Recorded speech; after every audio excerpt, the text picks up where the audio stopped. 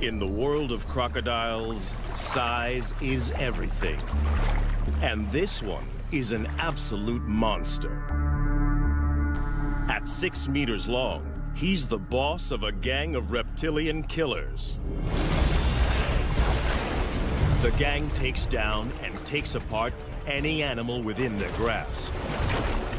But everything belongs to the boss. He rules by sheer size and explosive violence. He will maim or kill to keep control. But this year, a young male takes on the brutal hierarchy of the Croc Ganglands.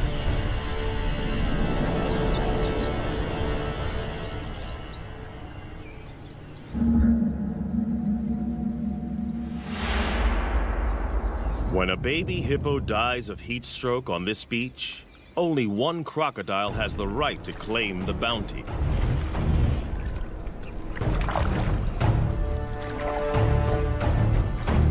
He is the Croc Boss, the godfather of the ganglands. In crocodile hierarchy, size is power. And for many, many years, his 1,000 kilograms has topped the scales. As biggest croc on the beach, all food is his.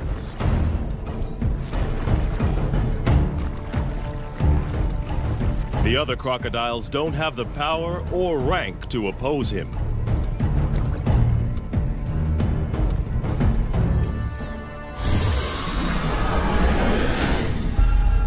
The boss didn't discover this carcass. One of the subdominant males found the prize. At 3 meters long, he is no small crocodile, but he lives on this beach and feeds at the discretion of Croc Boss.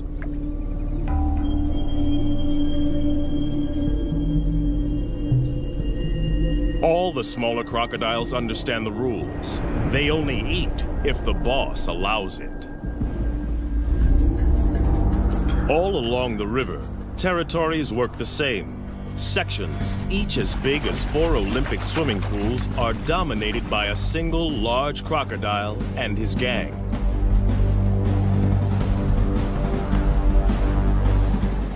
Croc Boss is the biggest of them all.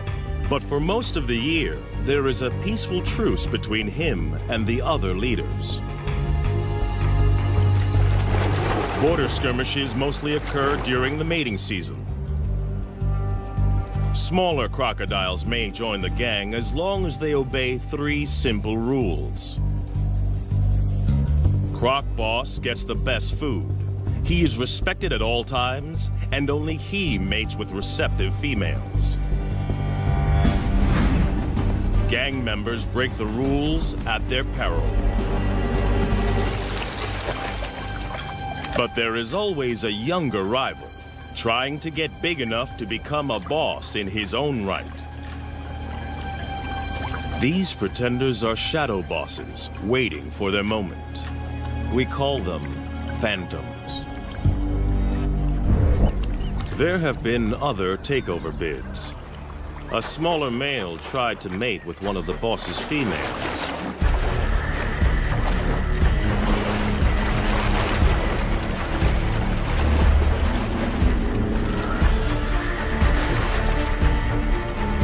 It was a reckless move.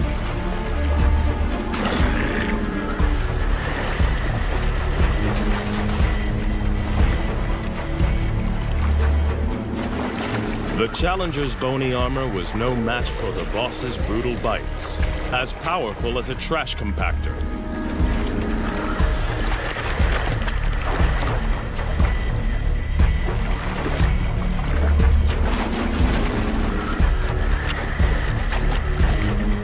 Discipline was swift and terminal.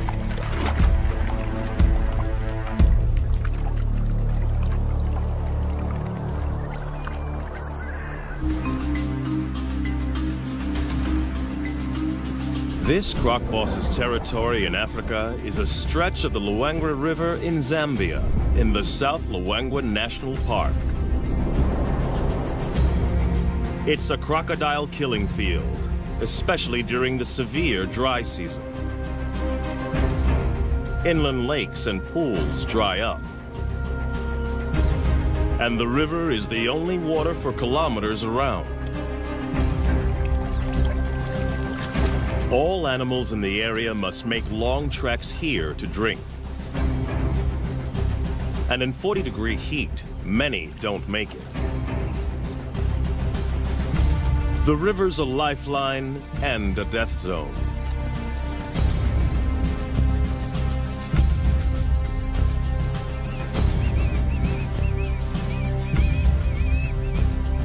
For the croc gangs, the living is easy. Even the smaller ones get to feed.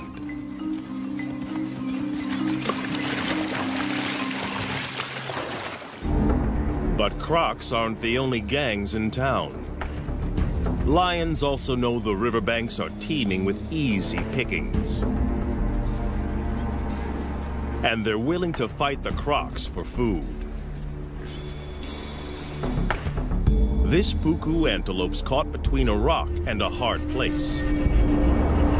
After fleeing from the lions, he's stranded on an island in the croc-infested river. He's got to get off or starve.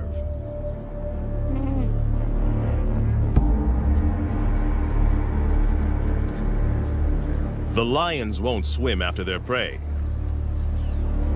They'll wait for it to make a mistake.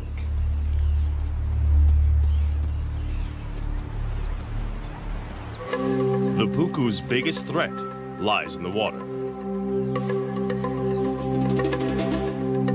The young phantom is perfectly placed for an attack.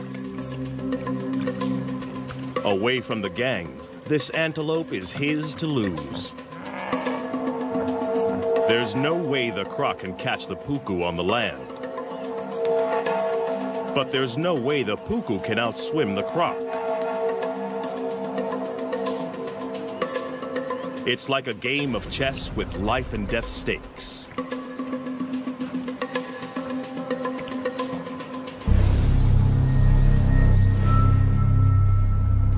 The puku has to use the land to put as much distance as he can between himself and the waiting croc, and figure out the shortest swim possible. The croc must anticipate the puku's escape route.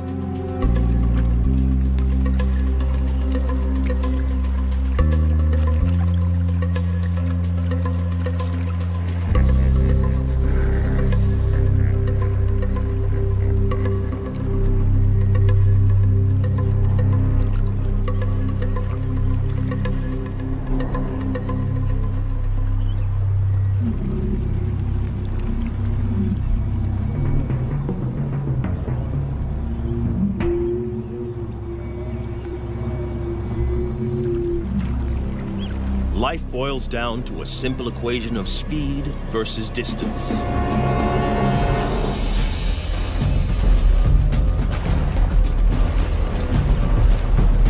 The croc submerges like a torpedo to reduce drag in the water.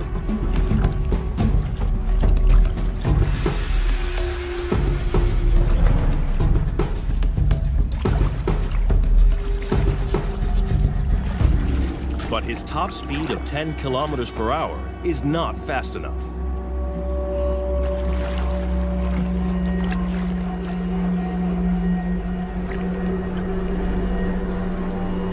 The puku's calculations pay off. He's foiled two top predators.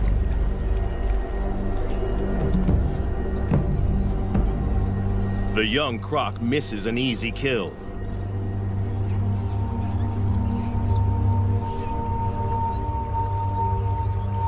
His solo hunting attempt is a failure.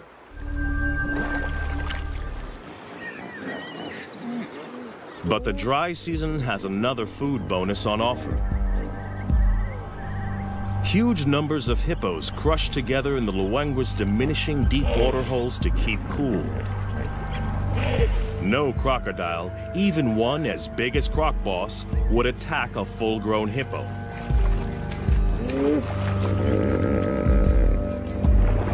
They are way too big and dangerous to take on. A single hippo bite would destroy a big crocodile.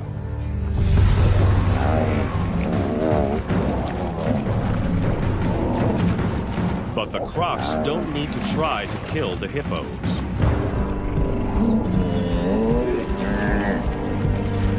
In crowds like this, these aggressive 3-ton herbivores will often fight to the death.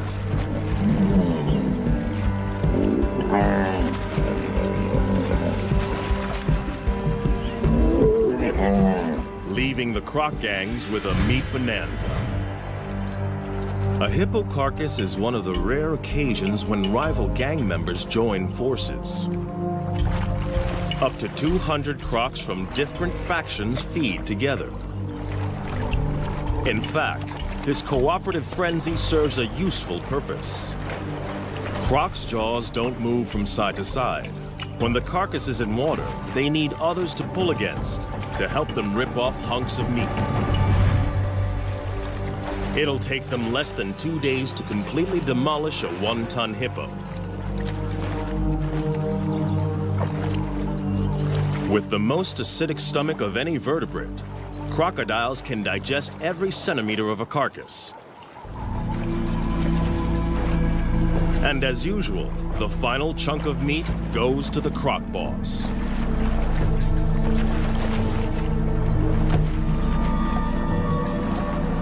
No other croc has the power to argue.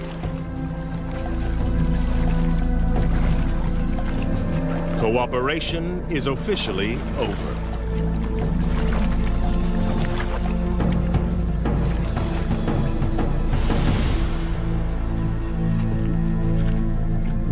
Back on dry land, the lion pride is also living well off the deadly dry season.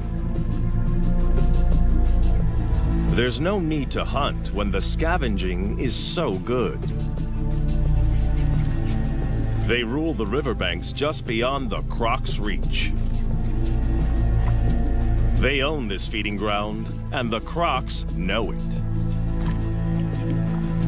Even Croc Boss won't come up here to try to take this carcass off the lions.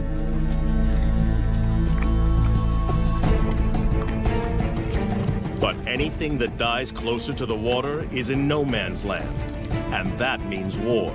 Lion versus croc.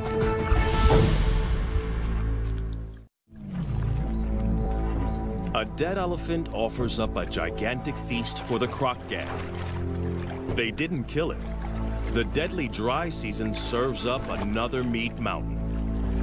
In this brutal time, even elephants are vulnerable. They need massive amounts of water, up to 200 liters a day. If they don't get enough to drink, heat stroke can quickly kill them.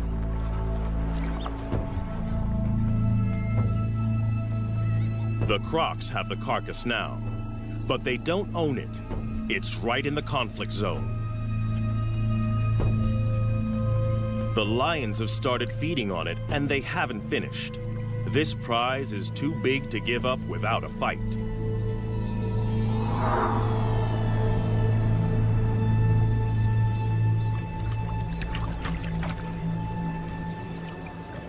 One young male wants more.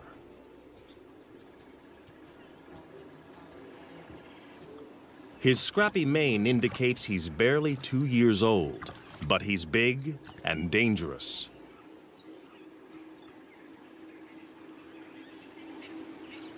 Most of the crocs know to keep their distance.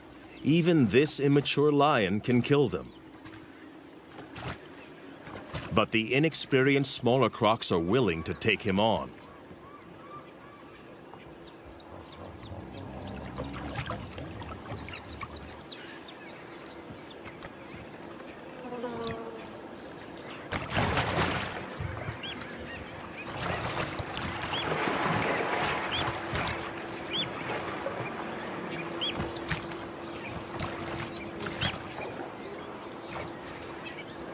This is not a competition Croc Boss needs to get into. The pickings are slim, and if the gang wins, the carcass is his for the taking anyway.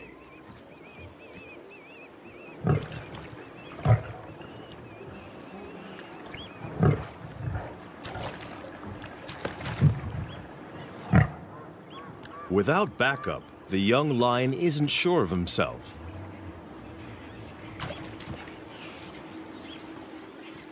The crocodiles win today.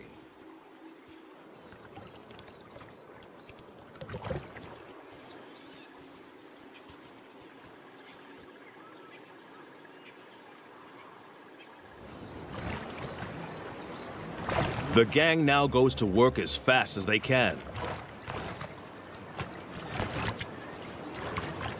It's a race to rip as much meat as possible from the carcass.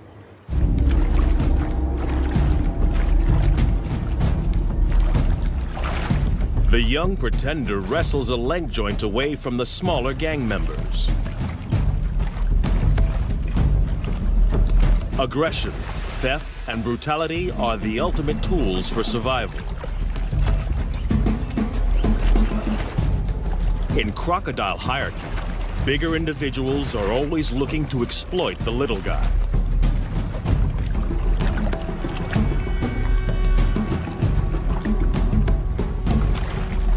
The smaller crocs have learned well from the master.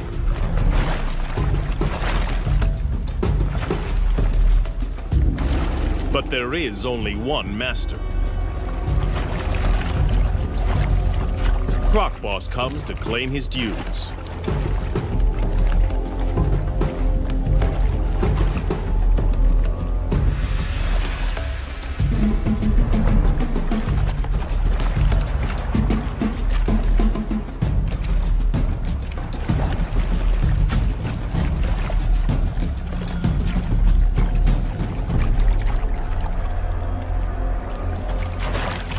For the smaller crocs, the feeding is over.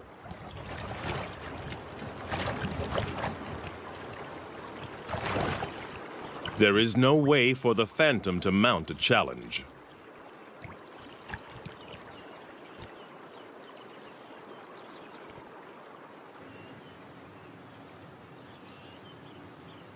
To have any hope of running the gang, he must bulk up.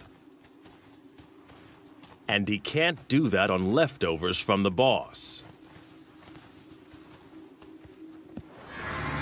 He's got to find his own food. And the numerous drinking pools next to the river provide the perfect hunting ground. Every morning and evening, the antelope journey here to quench their thirst.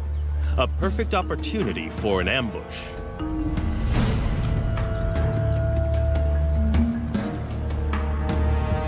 But the impala are on high alert.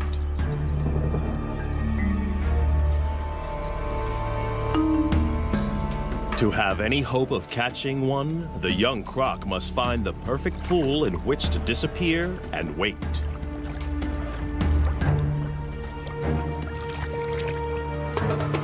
The impala are smart to the crocodile's strategy. They try to drink together where there's safety in numbers.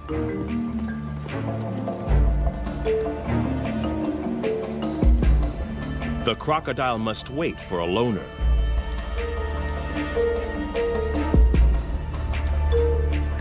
The trap is set.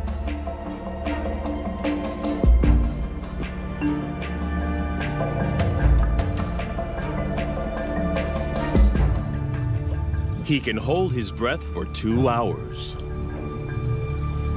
And this impala has no clue that below the surface lurks a ravenous crocodile poised to strike.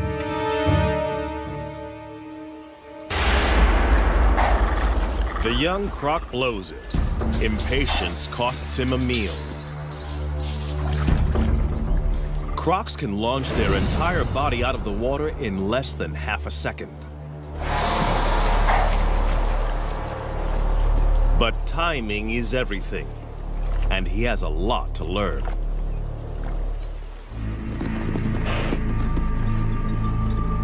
The prey is spooked. The hunt is over. It's a half chance for the lions.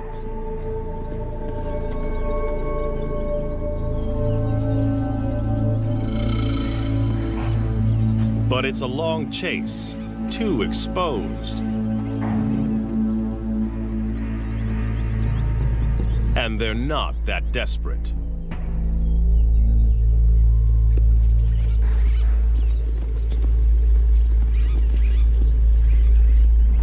They don't have to try too hard. In the dry season, death is always just around the corner.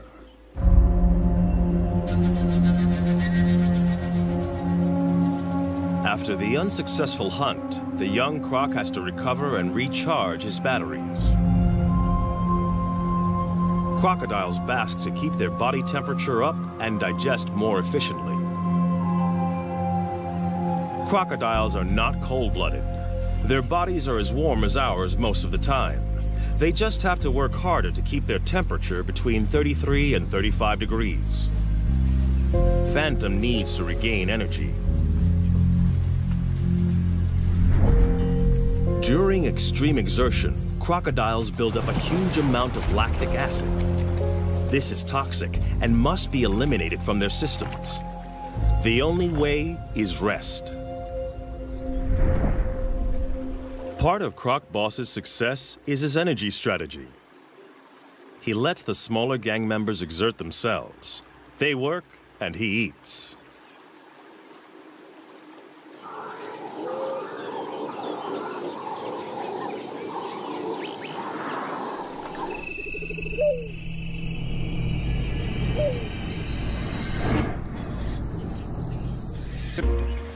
And they have the most unexpected allies. Water birds are usually fair game for crocodiles. But during the dry season, there's a truce. The birds don't fear the crocs. Instead, they collaborate with them. As water disappears from the inland lagoons, fish become trapped in the shallows. Jammed together, they are easy for the birds to catch. Every attempt nets a mouthful of fish.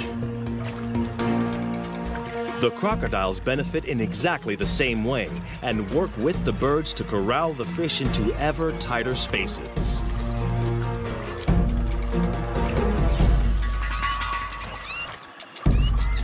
Each fish is a tiny meal, but for the small crocs, this technique is well worth the effort.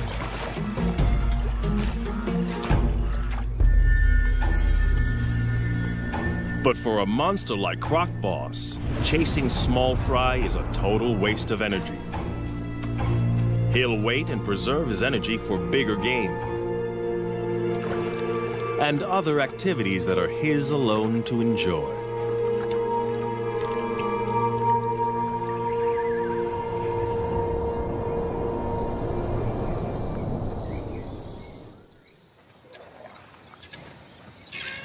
The dry season doesn't just bring a food bonanza. There's an even bigger prize, mating. The ritual begins at dawn. Lifting their heads, the females show submission and look for the most powerful croc to mate with.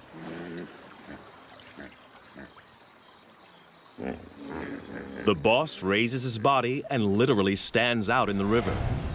It's a visible sign of his status. By rights, all receptive females are his.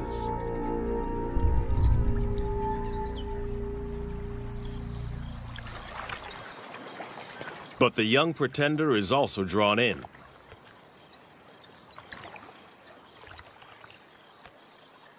The females secrete a pheromone into the water. It signals they're ready.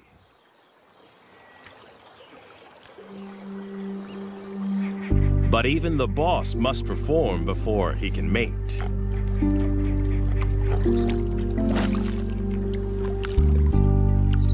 It's the only situation he cannot control. The final choice is made by the females.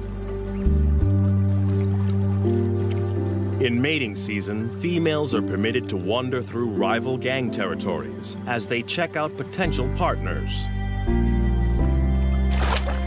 The boss's head slaps and bubble blowing are the croc equivalent of beating your chest.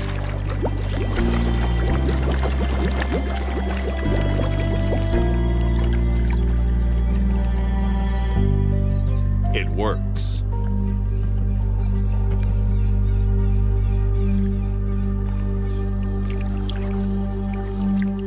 The smaller male can only watch. For a 1-ton monster, the boss's mating ritual is surprisingly tender. He blows bubbles that delicately tickle the female's sensitive neck area.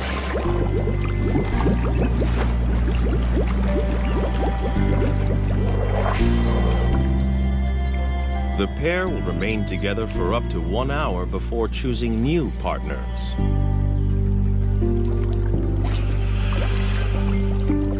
But one smaller female is not prepared to wait.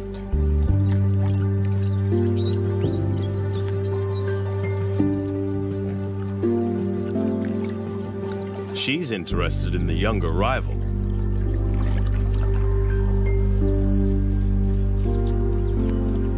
The boss's dance is coming to the end.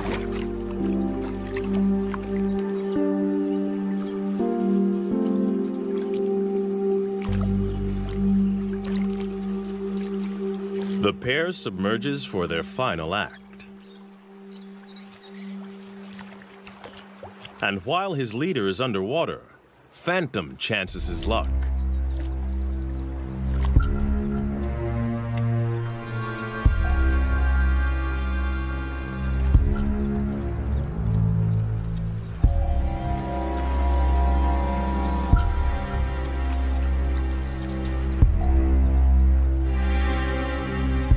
But the boss didn't get where he is by being inattentive.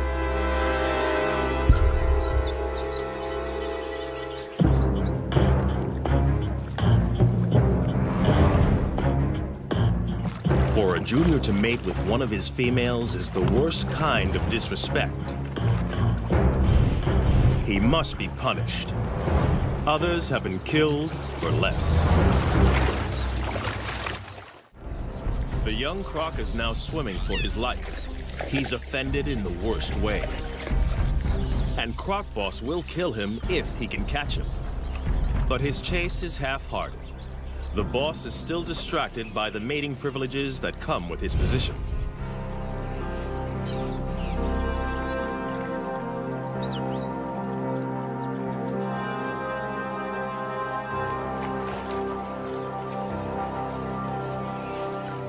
The young pretender gets off with a warning bite.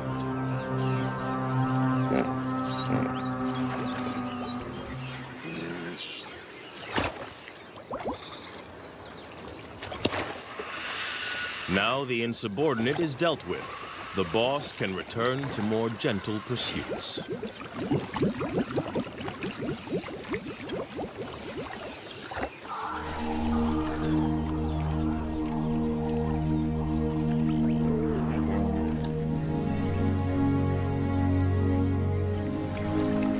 The right to mate is still a long way off for this young croc. He needs to grow, and to do that, he's got to grab every opportunity to hunt.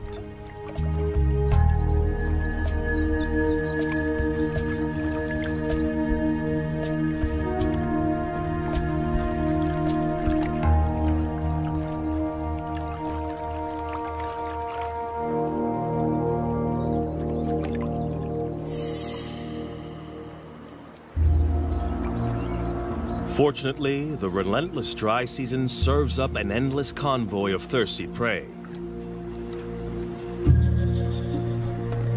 Twice a day, regular as clockwork, impala and wildebeest gather to drink.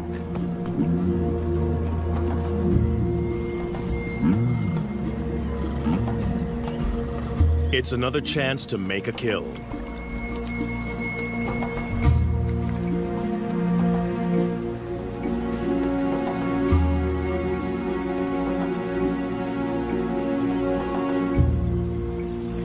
These impala are safe.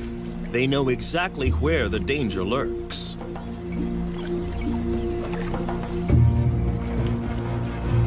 Some even follow the croc to keep an eye on him.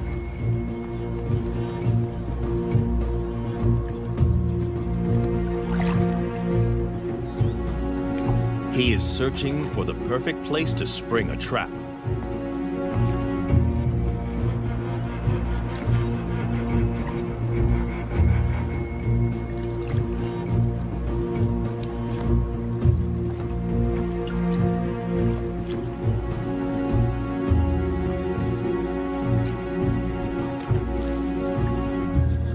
Even when he finds a likely pool, watching impalas raise the alarm. They snort to warn others to stay away from this drinking spot.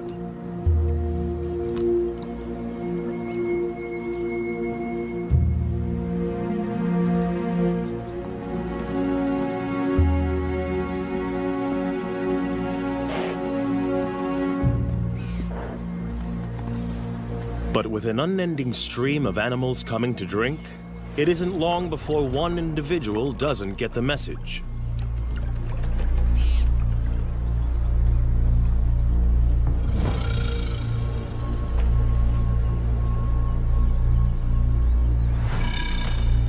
Even though this impala senses something, it's compelled to drink.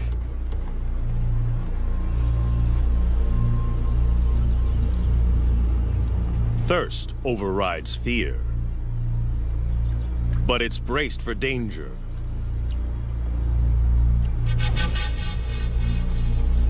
Every muscle is hardwired for escape.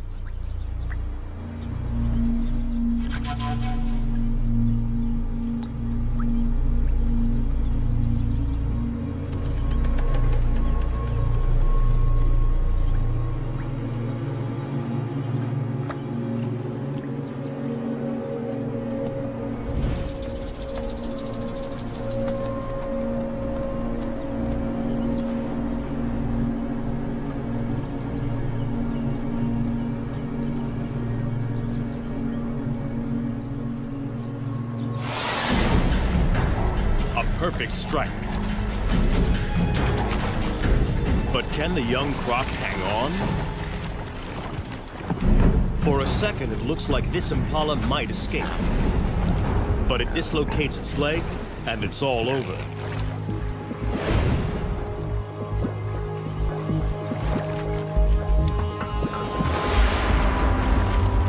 The timing of Phantom's ambush was a tiny bit off. He only manages to grab the impala's horn and is forced to bite again. But in the struggle, the impala's leg is tangled in its own horn, and it's all over.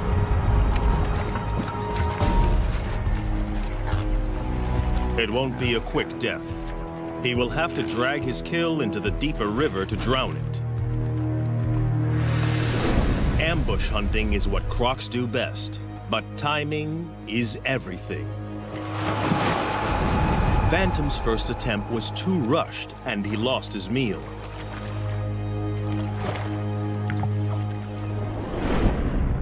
But the young pretender is learning. This time, he patiently waited for the impala to make a crucial mistake.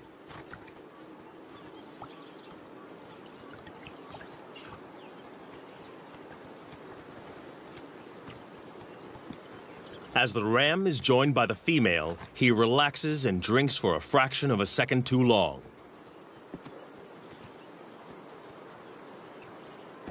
A fatal error.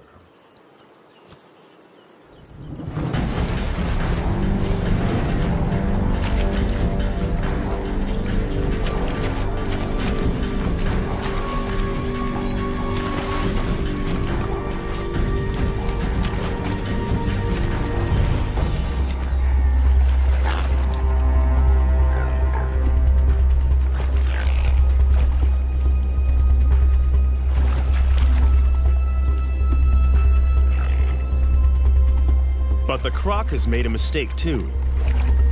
His perfect ambush is in full view of the gang. Now he must fight to keep it.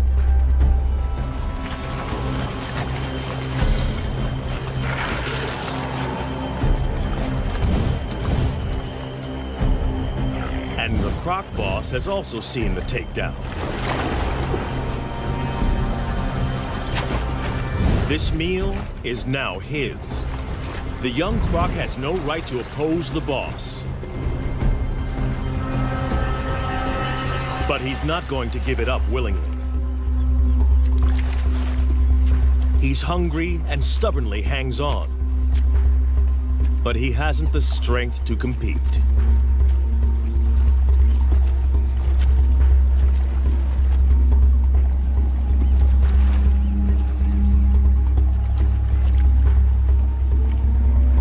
rest of the gang fights to get a bite onto the impala.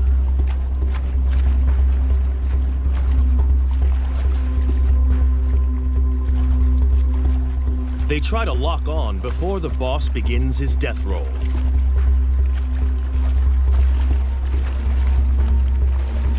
As the giant spins, he literally tears the impala to pieces.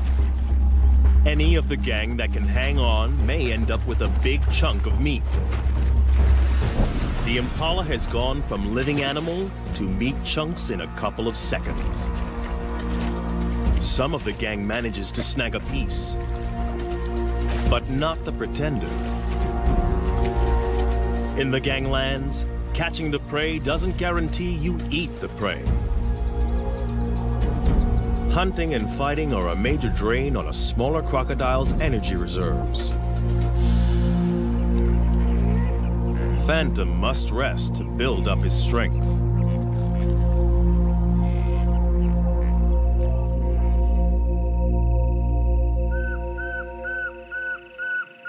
Other animals have no such energy restrictions. Away from the river, the African night hums with activity. For the prey species, the danger doesn't let up just because it's dark. Impala and puku rarely lie down to sleep for more than 10 minutes at a time. There are too many predators on the hunt, so they are forced to stay awake and alert.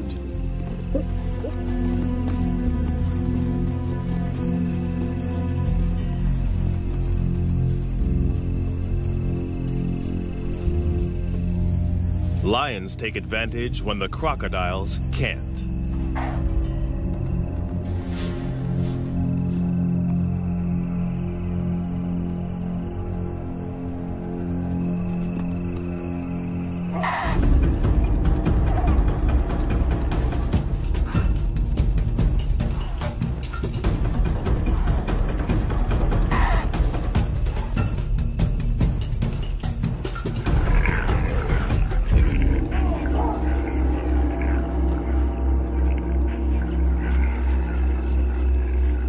Tonight, a puku loses the battle.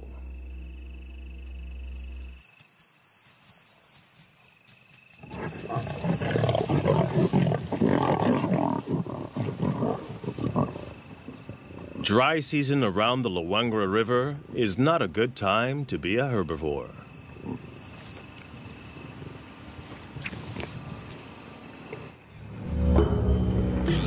Another day, another death. Another free meal for the croc gangs. As the sun warms the crocs, it triggers a feeding frenzy on the hippo carcass. Crocs from multiple gangs wait in line to feed. Territorial differences set aside for the moment. Size determines the order, and the biggest eat first.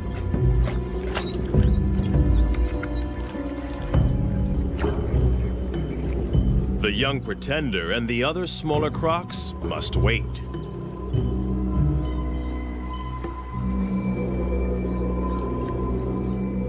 The boss has torn away a huge hunk of the dead hippo. And in a strange twist, he is now being harried by a living hippo. One of the few creatures that can kill a big crocodile. In a bizarre scene, the croc boss is being menaced by a huge hippo as it consumes his dead relative. At first glance, this looks like a challenge for food. But hippos are exclusive herbivores.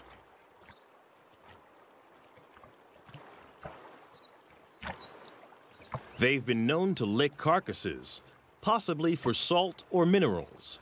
But something else seems to be going on here. Perhaps like elephants, the hippo senses the death of one of its own. But it looks like the hippo is being aggressive. Perhaps this is some kind of primitive emotional reaction. Whatever the hippo's motivation, the huge crocodile knows this is dangerous. With 50-centimeter-long canines and a bite force 27 times more powerful than a human's, this hippo could easily skewer the huge croc. For the first time in a long time, the boss is being pushed around by a bigger beast.